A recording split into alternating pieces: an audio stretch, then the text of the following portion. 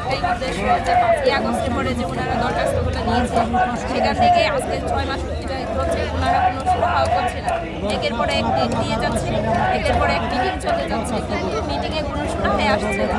এখন আমরা এখানে আসছি একটা নির্বাহী আদেশে সকলকে পূর্ণ বহন করা হোক এবং বিভিন্ন জনকে বিভিন্নভাবে হয়রানি করা হয়েছে ও তুচ্ছ একটা ঘটনা নিয়ে এই 3 দিনের জায়গায় 17 দিন অধিবাস করার কারণে চাকরি চলে গেছে, চাকরি গেছে, অনেকে রায় পাঠিয়েছে, রায়দেরকে উপলব্ধ করতেছে না।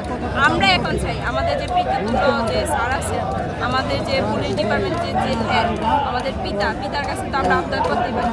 আপনার পিতার কাজ হচ্ছে গিয়ে সন্তানের আবদার মেটানো। আমি সকলের পক্ষ থেকে আমরা হচ্ছে ঘরের একজন পর্দার আড়ালের, আমরা এখন আমাদের স্বামীর জন্য, আমাদের যে ভাই আছে, ভাই বোন আছে, তাদের জন্য আমরা এখন বাইরে আসছি। আমরা চাই স্যারের নির্বাহী আদেশে সকলকে চাকরিতে পুনর্বহাল করা হোক এবং আমি বলতে চাই যারা মেজরিটি বিভিন্ন মামলা বিভিন্ন সমস্যাতে আছে তাদেরকে নেওয়ার আমি মনে করি না যে তারা